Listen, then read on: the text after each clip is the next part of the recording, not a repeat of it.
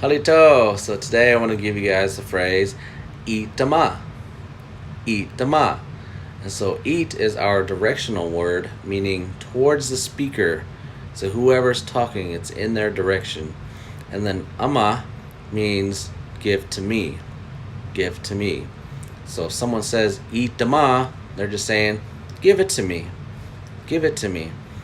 So let's say you're sitting at a dinner table and you want some salt, but you can't reach it. So you ask somebody, Happy ʋma.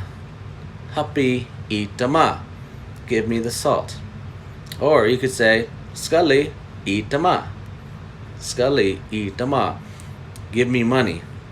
And so, ʋma, give to me. So I hope this helps, and I hope you use it.